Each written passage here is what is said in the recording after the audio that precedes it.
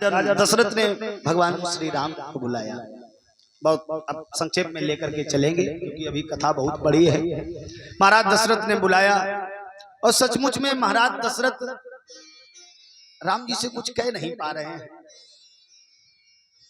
एक बार भी नहीं कह पा रहे हैं कि राम तुमको 14 वर्ष का वनवास दिया जा रहा है। पास में बुलाया और हृदय से लगा लिया, कहा राम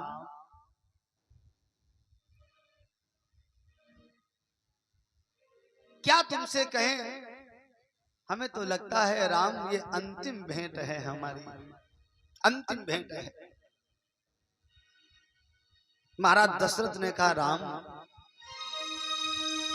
तुमको 14 वर्ष का वनवास दिया गया है। तापस वेश विशेष उदासी 14 वर्ष राम वनवासी। महाराज दशरथ आंखों से अश्रु की धार बह रही है। महाराज दशरथ कह रहे हैं राम अब तुमको हम किस मुख से कहें कि राम तुमको 14 वर्ष का वनवास दिया गया है। सचमुच में वो दृश्य महाकवि कालिदास अपनी उपमा में कहते हैं, कभी कभी जब पृथ्वी को इस दृश्य की याद आ जाती है तो उसी क्षण पृथ्वी में दरार पड़ जाती है। जब पृथ्वी उस क्षण को याद करती है जब दशरथ जी राम को 14 वर्ष का वनवास दे रहे होते हैं तो पृथ्वी में दरार पड़ जाती है। राम जी बड़े प्रसन्न हो गया, मैया ने हमारा कार्य कर दिया, हमको 14 वर्ष का वनवास मांगा है। और सत्यराम जी इतने प्रसन्न हैं क्यों? अगर राम जी अगर राजमहल में ही राजगद्दी पर बैठ जाते तो राम सिर्फ अयोध्या के राजा होते, लेकिन जब राम को 14 वर्ष का वनवास मिल गया तो राम जी सारे संसार के राजा हो गए, सारे संसार के राजा। इसलिए प्रसन्नता के साथ में पहुंचे, लेकिन माता कौशल्या ने रोक दिया। कहा राम ये बताओ तुम कहां जा रहे हो? तो राम ने कहा मैया हमें 14 वर्ष का वनवास मिला है। माता कौशल्या ने कहा सुनो राम, यदि तुम्हारे पिता ने तुमको 14 वर्ष का वनवास दिया है तो मैं कहती हूँ मत जाओ। क्यों? पिता से ज्यादा अधिकार माता का पुत्र पर होता है, इसलिए मैं कहती हूँ मत जाओ। लेकिन धन्य है राम जी ने कहा मैया आज पिताजी ने नहीं, आज तो माता ने कहा है। धन्य है, देखो ये प्रेम, जैसे ही माता का नाम सुना तो कौशल्या ने एक बार भी मना नहीं किया। अगर तुम्हारी माँ ने तुम्हें राम 14 वर्ष का वनवास दिया है तो ये कौशल्या तुम्हें रोकने वाली नहीं है। लेकिन वहीं पर माता सीता विराजमान है। माता सीता ने पैरों के नूपुर को बजाया, पैरों को बजाया। राम जी समझ गए ये सीता हमसे कुछ कहना चाहती हैं। उसी समय कौशल्या चली गई, लेकिन सीता मैया आ गई और सीता मैया ने कहा सरकार आप हर जगह पर हमको याद करते हो और आज आप अकेले जंगल चले जाओगे तो आज अपनी सीता को भूल गए। राम जी ने कहा सीता जंगल में कहीं राजकुमारियां नहीं जाती हैं, जंगल में राजकुमारियां नहीं जाती हैं। तो सीता ने बड़ी अच्छी बात कही। सीता मैया ने कहा मैं मानती हूं जंगल में राजकुमारियां नहीं जाती हैं, लेकिन जब जंगल में राजकुमार जा सकते हैं तो क्या राजकुमारी नहीं जा सकती है? राजकुमारी भी जाएगी। उसी समय लक्ष्मण जी आ गए। लक्ष्मण जी कहने लगे भैया हम भी। भैया राम ने कहा तुमको 14 वर्ष का वनवास नहीं दिया गया, लेकिन लक्ष्मण ने कहा चौपाई को पूरा ध्यान से सुनो, भाभी का भी नाम आया और मेरा नाम भी आया। तापस वेश विशेष, विशेष माने शेष, शेष माने लक्ष्मण। तापस वेश विशेष, शेष कौन है? बोले लक्ष्मण।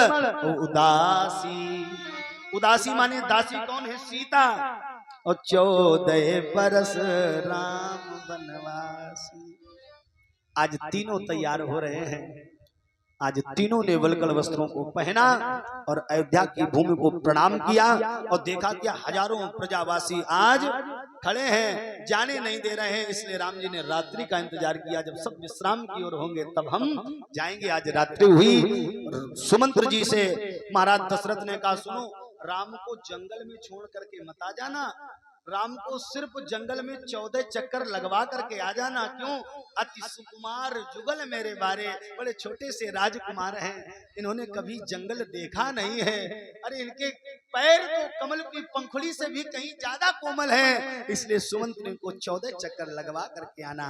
आज तीनों जा रहे हैं अयोध्या को छोड़ करके। तीनों चले, ये तीनों चले, तीनों चले अवधि नगरिया छोड़ चले, अवधि नगरिया छोड़ चले, अवधि नगरिया छोड़ चले। तीनों चले, तीनों चले, तीनों चले,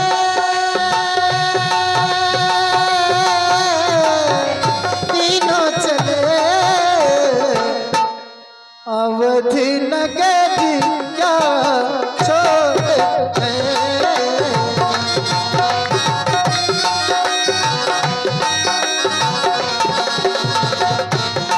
दशा क्या है, जरा एक पल ध्यान देंगे शब्दों पर। दशा क्या है? ओ छूट गई गलियां सारी, छूट गए वो चौबारे, छूट गई गलियां सारी, ए छूट गई सखियां सारी, छूट गई ये मातारी, छूट गए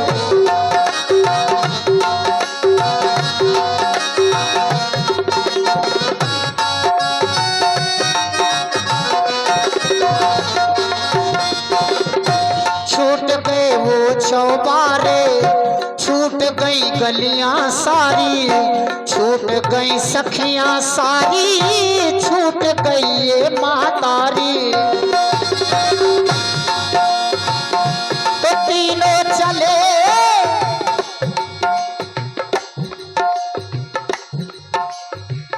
वाल्मीकि रामायण में कहते हैं कि जब तीनों जोड़ी जुगल जोड़ी चली है तो अयोध्या की एक बूढ़ी माता रो रो करके दौड़ी है राम जी के पास और कहने लगी, बेटा मिल ले गले, मिल ले गले, मिल ले गले, मिल ले गले अवधि नगरिया छोड़।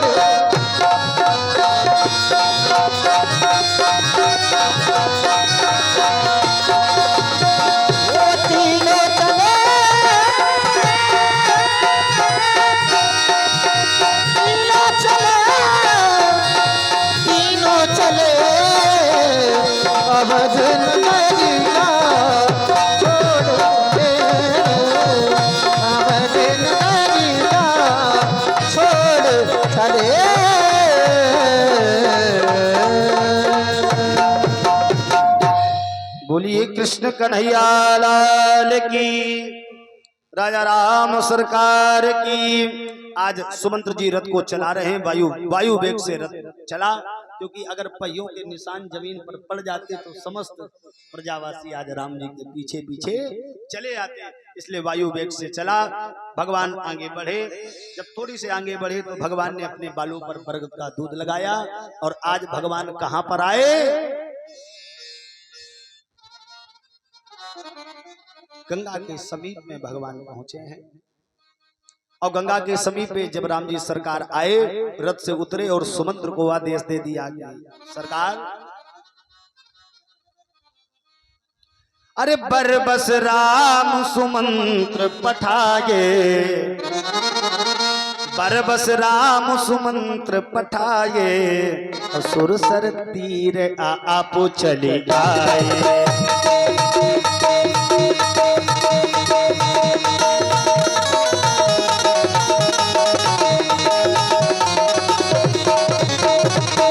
बरबस राम सुमंत्र पठाए। रुक जा भैया, इतनी तेज ताली न बजाया करो, हाथ में चोट लग जाएगी है, थोड़ा धीमे बजाया करो। अच्छा बताओ कितना बढ़िया मौका है, भगवान का भजन कर चल रहा है और जबकि लिखा जाता है राम कथा सुंदर करतारी संशय विहग उड़ावन हारी। ताली बजाते हुए देखो, ताली बजाते रहोगे, पहला फायदा मालूम क्या है भैया? पहला फायदा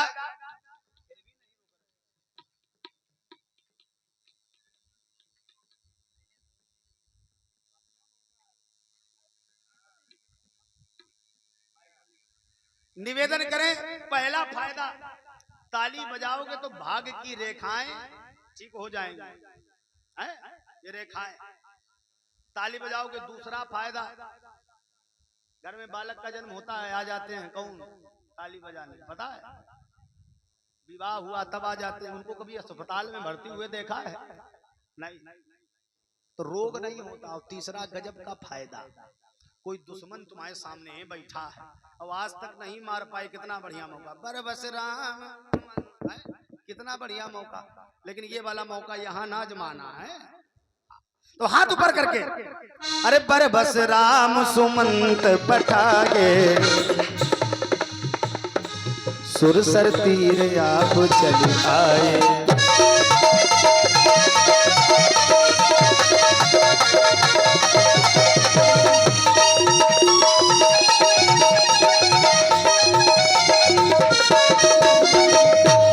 आज महाराज सुमंत्र जी को राम जी ने भेजा, आज भगवान श्री राम कहां पर आ गए हैं? मागी नाव, मागी नाव न केवट आना, अब कहा ये तुम्हार मरम मैं जाना। भगवान आज गंगा के समीप में आए। आइए हम आप केवट के प्रसंग में प्रवेश करें। एक बार ताली बजा करके हमारे संग गुनगुनाएं और कहें, सबको बोलना है। अरे आज नहीं कल राम मिलेंगे, ताली बजा करके गाएं। आज नहीं कल राम मिलेंगे, ये भी मेरा वादा है। हाथों ऊपर करके सभी लोग,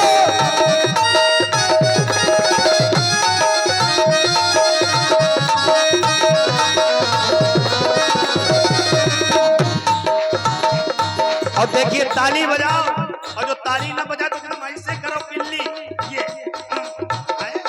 हाथ ऊपर करके। आज नहीं कल राम मिलेंगे, ये भी मेरा वादा है। हाँ, ये भी मेरा वादा है, ये भी मेरा वादा है। सुबह नहीं तो शाम मिलेंगे, सुबह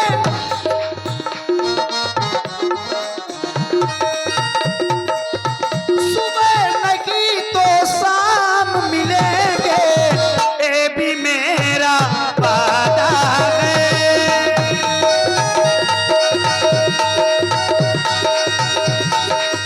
सुबह नहीं तो शाम मिलेंगे, ये भी मेरा वादा है। देखिए हम निवेदन कर दें, आप जिनको सुन रहे हैं, हमारे परम आदरणीय परम सम्माननीय, हम तो दादा कहते हैं, बहुत बचपन से जुड़े हैं। पूज्य दादाजी के साथ। दादाजी का ही सानिध्य हमको प्राप्त हुआ है। अब दादाजी की अवस्था तीसरी अवस्था पार हो चुकी है। ठीक है, क्या बात है। 50 वर्ष के अर्धशतक 50, समझे, 50 साल की उम्र हो गई पूज्य दादाजी की, लेकिन आवाज आप देखिए, चाहे जितना ऊपर चढ़ा दे, 5वां 6वां 7वां काला, जहां पर लोगों की आवाज में खून निकल जाता है, पूज्य दादाजी वहां तक आवाज पहुंचा देते। उस उम्र में एक बार जोरदार तालियों का स्वागत करें ऐसे हमारे परम आदरणीय परम सम्मानीय पूज्य श्री गोपाल तिवारी जी दादाजी। और बड़ा ही सौभाग्य है हमारा कि हमें आपका सानिध्य मिलता है, और हमें सचमुच में हमारी अवस्था बहुत छोटी है, हमें तो सबसे सीखने को मिलता है कुछ ना कुछ। ऐसे हमारे दादाजी, आपका बहुत बहुत धन्यवाद, साधुवाद। और तबले पर संगत कर रहे हैं, नाल पर संगत कर रहे हैं हमारे परम आदरणीय हमारे अनुज गिरधारी भैया, इनका भी बहुत बहुत साधुवाद। तबले पर संगत कर रहे हैं हमारे, बहुत ही उम्र बहुत छोटी है लेकिन उम्र के हिसाब से कलाएं बहुत विद्यमान हैं, ऐसे हमारे ईसु सविता जी। पैड पर संगत कर रहे हैं बांदा से पधारे हुए परम आदरणीय श्री अजीत सिंह जी। अच्छा, इनके अंदर भी एक कला नहीं, अनेकानेक कलाएं जो विद्यमान है। जनक जी बाणासुर भी बन लेते हैं, रावण भी बन लेते हैं, पैड भी बजा देते हैं, और लीला में कंस का भी रोल निभा लेते हैं, और सबसे बड़ी बात जालंधर का भी रोल कर लेते हैं, इनसे बाकी कुछ नहीं है। और हमारे आचार्य परम आदरणीय परम सम्मानीय हमारे आचार्य श्री निखिल मिश्रा जी जो कि मैधा से पधारे हैं, और हमारे उन्नत जी आपके ही गांव के हैं, लेकिन ये अभी खिल रहे हैं, जैसे कमल का पुष्प खिलता है तो ये खिल रहे हैं, और हमें पूर्ण विश्वास है एक दिन ये आपके गांव का नाम रोशन अवश्य करेंगे। और हमारा बड़ा सौभाग्य है कि अपना समय निकाल करके, आज के समय में व्यक्ति के पास में समय नहीं है, हमारे परम आदरणीय परम सम्मानीय जो कि किशोरवल रनिया से पधारे हमारे परम पूज्य प्रातः स्मरणीय श्री श्याम जी त्रिपाठी हमारे भैया जी, व परम आदरणीय परम सम्मानीय श्री विनीत कुमार जी शुक्ल, ये भी किशोरवल से पधारे हैं। इन समस्त आचार्यों के लिए एक बार जोरदार तालियों का स्वागत करें।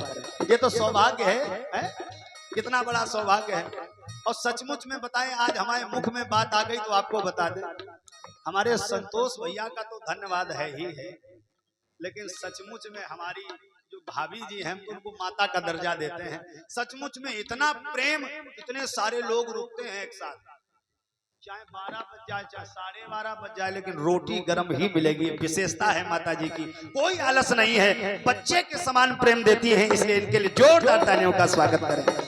और सचमुच में आपको बताते हैं, राम कथा सुनने का तात्पर्य यही है कि जीवन में राम राज्य आ जाए, और भाइयों में प्रेम है, और सबसे विशेष बात भाइयों में तो प्रेम होता है, लेकिन आज के समय में देवरानी जिठानी में ढिसकुम, लेकिन ये हमें देखने को मिला इतना प्रेम, हमें तो ऐसा लगता है जैसे माता कौशल्या और सुमित्रा के दर्शन हो गए हों। इनके लिए जोरदार तालियों का स्वागत करें, इसलिए ताली बजा करके कहें,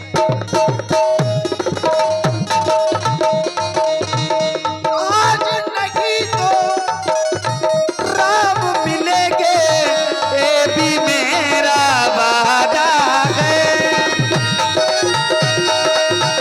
आज नहीं तो राम मिलेंगे, ये भी मेरा वादा है।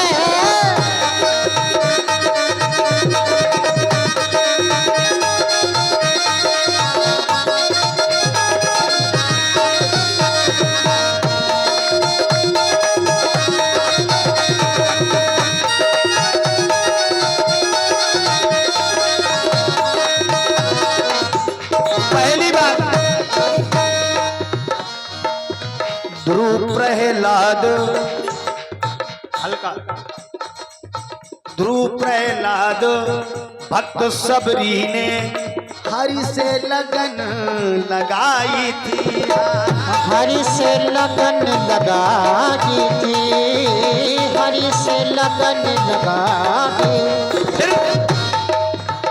कलयुग में वृष भैया, कलयुग में ब्रस भानु दुलारी मीरा बनकर आई थी। हाँ मीरा बनकर आई थी, मीरा बनकर आई थी।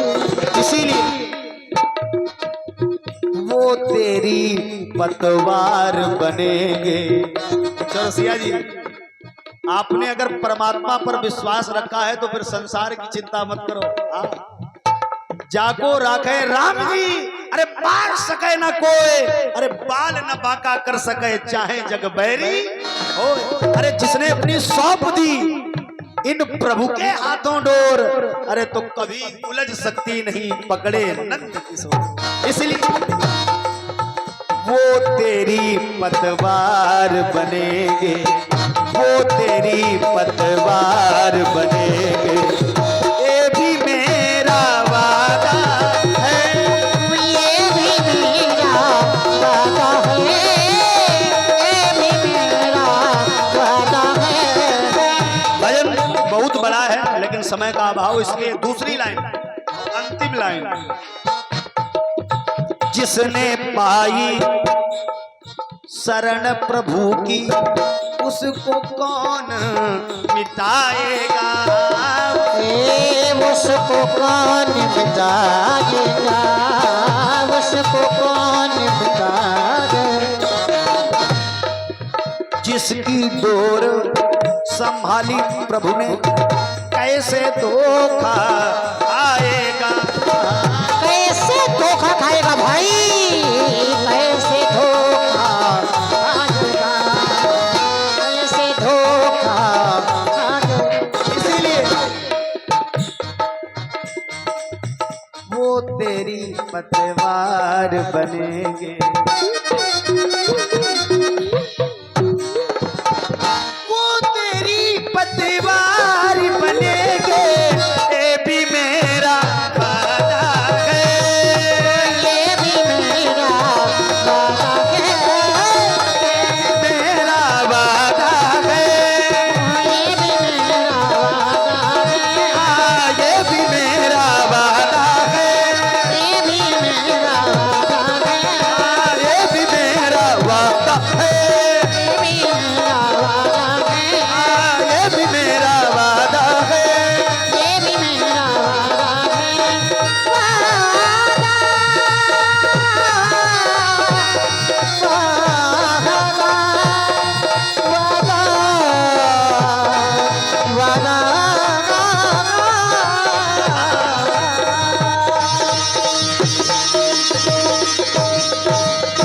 बोली गोविंद भगवान की जय। मागी नाव न केवट आना और कही तुम्हार मरम में जाना। अब इस चौपाई को बहुत ध्यान से सुनना, इसमें एक अर्थ नहीं, इसमें कई अर्थ निकलते हैं। पहला अर्थ निकलता है भगवान ने मांगी नाव। पहला अर्थ ये निकलता है कि भगवान ने नाव को मांगा लेकिन न केवट आना। भगवान श्री राम ने नाव को मांगा लेकिन केवट नहीं आया। लेकिन एक अक्षर को और जोड़ दे चौपाई के साथ में तो दूसरा निकलेगा, मांगी नाव ना।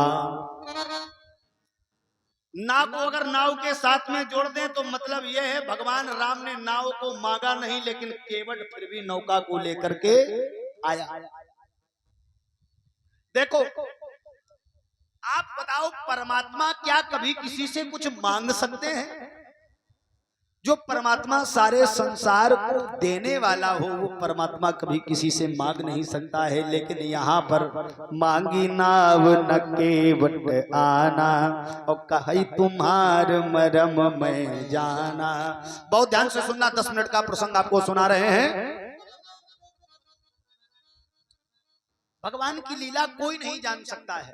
कभी कभी यही परमात्मा, आपने राजा बलि की कथा भागवत में सुनी होगी, कभी कभी यही परमात्मा दो पग में सारे ब्रह्मांड को नाप लेते हैं, दो ही पग में सारे ब्रह्मांड को नाप लेते हैं। और कभी कभी वही परमात्मा जिनसे गंगा भी लांघी नहीं जाती, तीन पग में तीन लोग।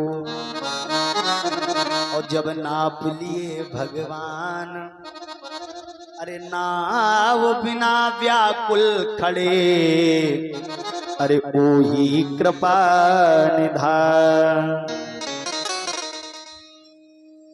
भगवान ने नाव को मांगा, लेकिन केवट कहता है सरकार आप हमसे नाव को तो मांग रहे हो, नाव को मांग रहे हो, लेकिन हमारी बात नहीं समझ रहे हो। मांगी नाव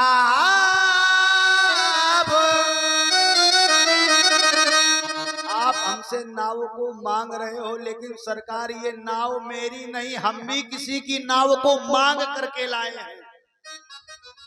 ये नाव मेरी नहीं है, हम भी ये नाव को मांग के लाए हैं।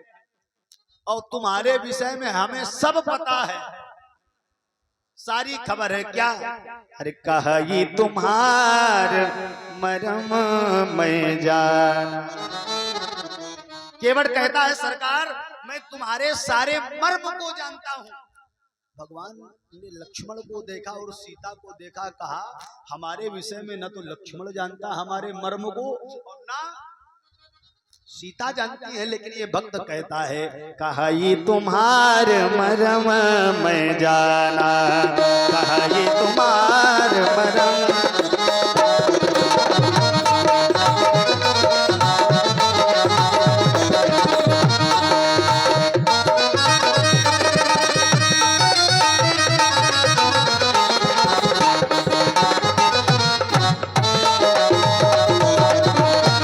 ये तुम्हार मरम मैं जाना।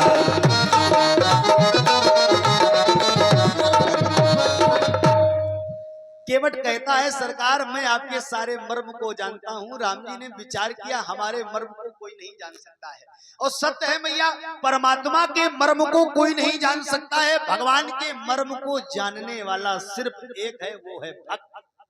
भक्त के अलावा भगवान के मर्म को कोई नहीं जान सकता। और सचमुच में राम जी का जब अवतार हुआ, बालकांड में पहुंचिए, मर्म हुआ, उस मर्म को कोई नहीं जान पाया। मास दिवस कर दिवस भा मर्म न जाने कोय, और रथ समेत रब था क्यों निशा कवन विधि होय। भगवान के मर्म को कोई नहीं जान पाया।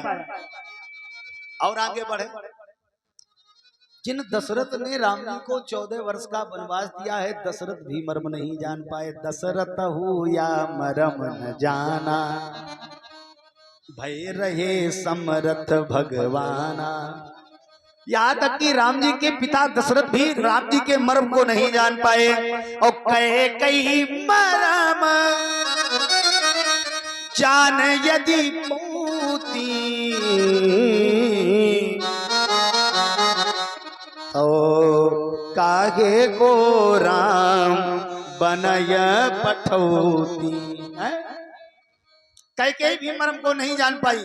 और आगे बढ़ो तो लक्ष्मण भी मर्म को नहीं जान पाए, यहाँ तक कि तीनों माताएं नहीं जान पाई। रही खिलावत बारी बारी, और जिनकी ये तीनों महतारी, अरे केहू न जाने मर्म तुम्हारा, और तुम्हें को जान निहारा है।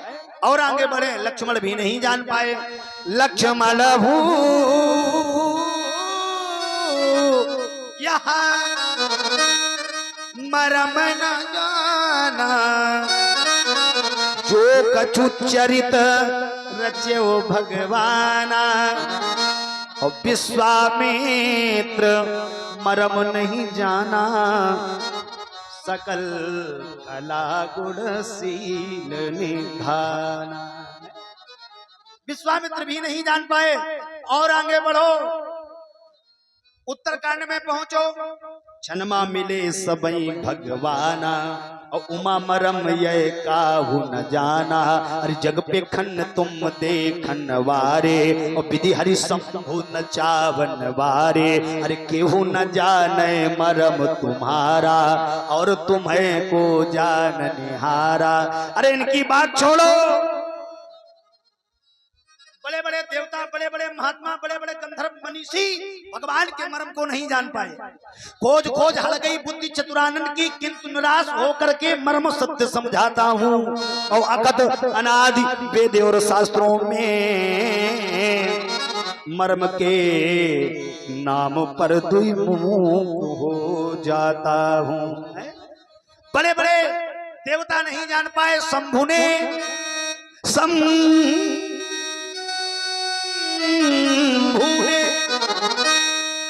ने लगाई समाधि कोटि वर्षों लो, किंतु निराश होकर के मर्म सत्य समझाता हूँ। अकथ अनादि और वेद और शास्त्रों में मर्म के नाम पर द्विमुख हो जाता हूँ। भगवान के मर्म को कोई नहीं जान पाया, लेकिन धन है केवट। अरे धन है वो मल्लाह बार बार कहता है, केवट मारे भरी भरी ताना। और कहता क्या है, कहा ये तुम्हारे मरम मैं जान।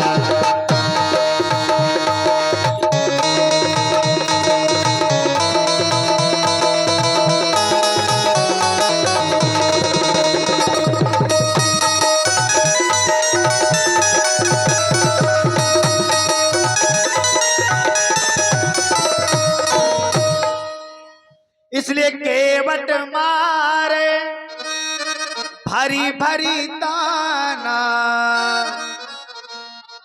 याते लौट जाव भगवाना। लक्ष्मण जी कहने लगे, भैया इस केवट के चक्कर में पड़े हो, उतनी देर से ये कह के रह गया और सुन रहे हो। अरे चलो दूसरे घाट पर चलो, दूसरे केवट से बात करेंगे। राम जी ने कहा, सुनो इनके में बड़ी सुमति होती है। हाँ, अगर इस केवट को छोड़ करके दूसरे में पहुंचे तो दूसरा भी पार लगाने वाला नहीं है। इनमें बड़ी सुमति होती है, एकता होती है।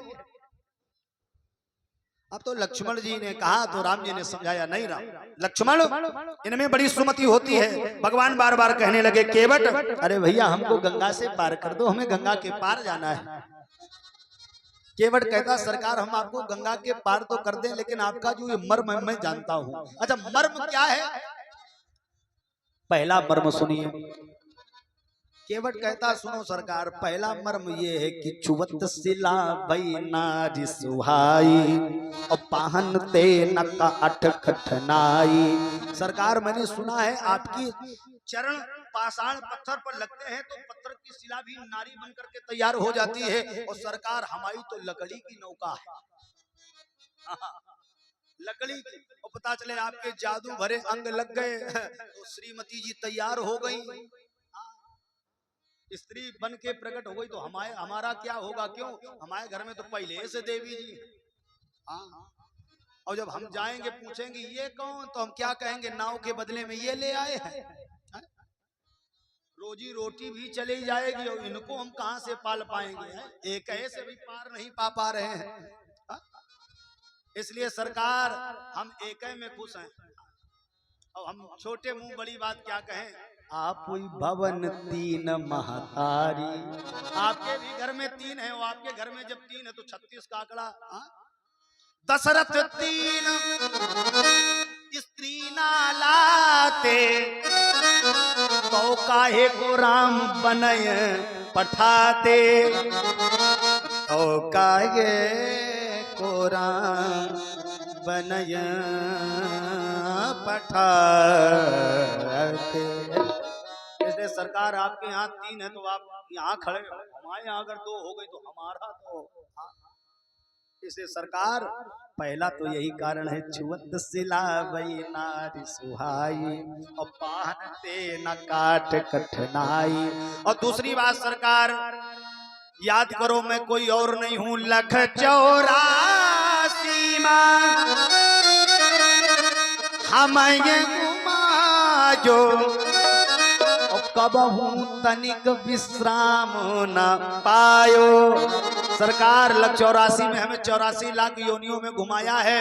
जब हम आपके द्वार पर आते थे, याद करो, ये माता सीता लक्ष्मी हैं, ये लक्ष्मण जी शेष हैं, आप भगवान विष्णु हैं। आप शेष पर शयन करते थे, माता सीता पंखा को डुलाती थी, हम कछुए का रूप बना करके आपके चरणों की सेवा करने के लिए आते थे। तो कभी लक्ष्मी मैया पंखे को मार देती थी, कभी लक्ष्मण जी फुसकार मार देते थे, इसलिए कभी दर्शन करने का अवसर नहीं मिल पाया, चरणों की सेवा करने का अवसर नहीं मिल पाया। आज ही तो मौका मिला है कि आज हमारे घाट पर खड़े हो। इसलिए सरकार जब तक चरण नाई धुलवई हो तो सुरसर पार न तुम हुई पई हो। अगर चरण नहीं धुलाओगे तो फिर हम भी गंगा से पार करने वाले नहीं है। चलो मान लेते हैं सरकार, आपको हम नौका से गंगा के पार कर देंगे, लेकिन हमारा क्या होगा जब दशरथ जी को पता चलेगा कि केवट ने राम जी को गंगा के पार कर दिया है, तब क्या होगा। जब सुनी है दशरथ बलधारी केवट दीनों पार उतारी। इसलिए यह हुक्म दशरथ कर होई या की नाव चढ़े नहीं कोई। दशरथ जी आदेश कर देंगे आज से इसकी नौका पर कोई न चढ़े, इसीलिए तुम उतरा ही दी हो छोटी और चली जाए लड़कन की रोटी। इसलिए सरकार याते लौट जाओ भगवाना, मांगी नाव न केवट आना। लौट जाओ, इसी में भलाई है। लक्ष्मण जी बोली भैया तुम इसके चक्कर में पड़े हो, देखो ये मल्ला हो, आपसे जवान लड़ा रहा हो, आप शांत हो, हमारा बस चल जाए तो उसे हम समाप्त कर दें। राम जी बोले ऐसा न कहे ना। केवट कहने लगा लक्ष्मण जी अगर तुम हमें मारना चाहते तो मार दो, क्यों, हमें चिंता नहीं। इसलिए बोले संसार की गवाही झूठी हो सकती है, लेकिन भगवान की गवाही कभी झूठी होने वाली नहीं है। अगर तुमको राम जी ज्यादा जल्दी पड़ी है तो सीता को गोद में बैठाओ, लक्ष्मण को गोद में बैठाओ और एक ही बार में छलांग लगा दो। सी उठाई गोद लई लेते इतने उठाए उते धरी देते। राम जी ने कहा कैसी बातें कर रहे हो, ऊपर भी तो देखो, क्यों, सूर्य वंश के बाबा हमारे ऊपर तापत सूर्य करारे। ऊपर तो सूर्य भगवान हमारे बाबा सूर्य वंश में हमारा अवतार हुआ है, तो अगर हमने सीता को गोद में ले लिया तो रामचरित फिर चरित हट जाएगा, इसलिए हमको पार उतार दो। तो केवट ने एक ही बात कही, सरकार आपको हम पार तो उतार देंगे, लेकिन जब तक चरण नाई धुलवई हो।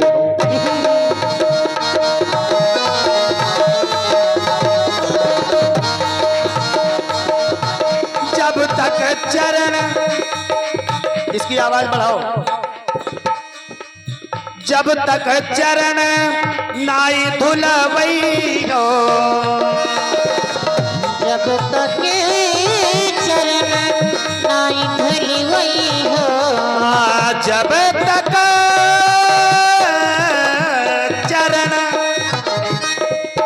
चरण चरण चरण जब तक चरण चरण नाई धुलवई हो, जब तक ये नाही धुलवई हो, जब तक चरण नाई धुलवई हो। सुर सर पार न तुम हुई पई हो। यीशु जी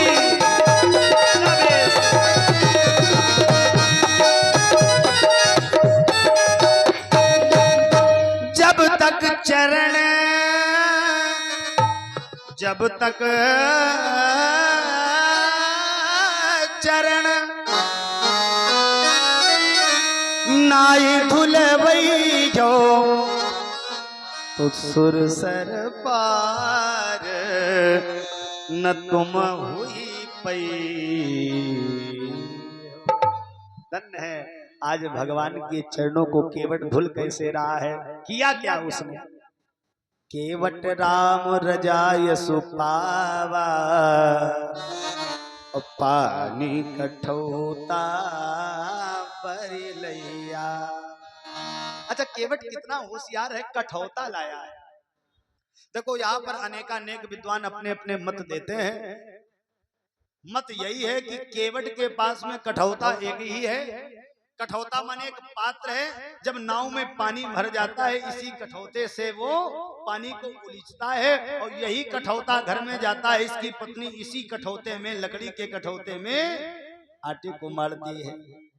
अच्छा, इसने विचार किया राम जी के चरणों को यदि कठौते में साफ करेंगे तो लकड़ी में विशेषता होती है। लकड़ी में विशेषता ये होती है कि अगर लकड़ी में 100 ग्राम पानी डालो तो 50 ग्राम पानी लकड़ी अपने में सोख लेती है। केवट ने विचार किया अगर मैंने राम जी के चरणों की सेवा, राम के चरणों को इस कठौते में धुला तो इस लकड़ी का कठौता ये आधा जल आधा चरणामृत अपने में सोख लेगा और जब हम घर जाएंगे, जब भी हमारी पत्नी इस कठौते में आटे को मारेगी तो रोटियों के साथ साथ में भगवान का चरणामृत भी मिलता रहेगा। इसलिए केवट राम रजाय सुपावा और पानी कठौता भरी लैया। और धन्य है भगवान के चरणों को धुल रहा है, दोनों चरणों को धुल रहा है। अच्छा, राम जी एक चरण को धुलवाते हैं तो जब दूसरा वाला चरण कठौते में रखते हैं तो पहला वाला चरण मिट्टी में रख देते हैं, जमीन पर रख देते हैं। केवट कहता सरकार आप भी कमाल करते हो, क्या हम तुम्हारे नौकर हैं कि बार बार तुम्हें चरणें साफ करते रहेंगे? तो राम जी ने कहा क्या करें? तो उसने कहा एक पैर पे खड़े रहो। राम जी ने कहा अरे भक्त तुम भी कमाल करो, एक पैर पर। देखो हमने बताया था परमात्मा भी नाचते हैं लेकिन भक्त के इशारे पर कब नचाते हैं। अरे जो सब जग को नचाते हैं, जो सब जग को उन्हें ग्वाले खिलाते हैं, जो सब जग को उन्हें ग्वाले खिलाते हैं। नचाते हैं जो सब जग को उन्हें ग्वाले नचाते हैं, खिलाते हैं जो सब जग को उन्हें ग्वाले खिलाते हैं। एक पैर पर भगवान खड़े हैं। राम जी कहते मैं एक पैर पर कैसे खड़ा हो सकता हूँ? तो भगवान से भक्त कहता है, केवट कहता सरकार आप दूसरा वाला हाथ, जो हाथ है आप हमारे सर पर रख दो। और सरकार जब हम आपके नाम के सहारे, आपके सहारे सारे संसार को पार कर सकते हैं तो सरकार चिंता न करो। आप जब अपने भक्त की नैया को नहीं डूबने देते हो सरकार, तो फिर इस भक्त की भी गारंटी है सरकार ये भक्त भी आपको गिरने नहीं देगा। तभी तो किसी ने बड़ा सुंदर भाव कहा है, बड़ा सुंदर भाव कहा है। अरे प्रभु श्री राम जब सर पर तो मस्ती दिल में रहती है। अरे प्रभु श्री राम जब सर पर तो मस्ती दिल में रहती है। प्रभु श्री राम जब सर पर तो मस्ती दिल में रहती है। जनक जी अरे सभी की नाव पानी पर यहाँ रेती पे चलती है। अरे सबकी तो नाव पानी पर चलती है, लेकिन जिस भक्त पर अरे भगवान का हाथ हो जाता है, अरे उसकी नैया तो रेत में भी चलती है। धन्य है राम जी ने लक्ष्मण को देखा और सीता को देखा, विचार किया। देखो सीता और लक्ष्मण जो एक एक चरण की सेवा के लिए रोते थे, लेकिन धन्य आज ये भक्त इसको जो दोनों चरणों की सेवा करने का अवसर मिल रहा है। इसलिए भगवान के आज इसने चरणों को धुला तो आज हुआ क्या? भगवान को नाव पर बैठाला। नाव की महिमा यह है कि सबसे पहले राम जी ने सीता को बैठाला, फिर लक्ष्मण को बैठाला और राम जी खुद बैठे। कभी भी ट्रेन में जाओ, सफर करो, रास्ते में जाओ तो वाहन में पहले परिवार को बैठाओ, फिर आप बैठो, पहले पत्नी को, फिर बच्चों को, फिर आप। ये नहीं पहले तुम चढ़ गए तब तक गाड़ी चलने लगी, अब देवी मैया हुई कह रही रुक जाओ हम यही है स्टेशन में। इसलिए अगर रामचरित यही शिक्षा देती है कि पहले राम ने सीता को बैठाला है, फिर लक्ष्मण को बैठाला है और फिर राम बैठे। आज नौका को चलाया, अब जब नौका को चलाया तो बीचों बीच बल्ली की टेक लगा दी, अब तो नाव ऐसे ऐसे डोल है। राम जी ने कहा भैया क्या कर रहे हो, क्या यही डुबा दोगे? तो भक्त कहता सरकार कमाल कर रहे हो, आज नाव में बैठे हो जब हिल रही है तो आज आपको चिंता हो रही है, आप भी तो कभी कभी अपने भक्तों को बीच मझधार में छोड़ देते हो, इसलिए सरकार डरो मत, हम हैं। और आज भक्त ने नैया को चलाया तो सब लोग ताली बजा करके कहें, केवट कहता है अरे मेरी नैया में सीताराम गंगा मैया तीरे बहो, मेरी नैया में सीताराम गंगा मैया तीरे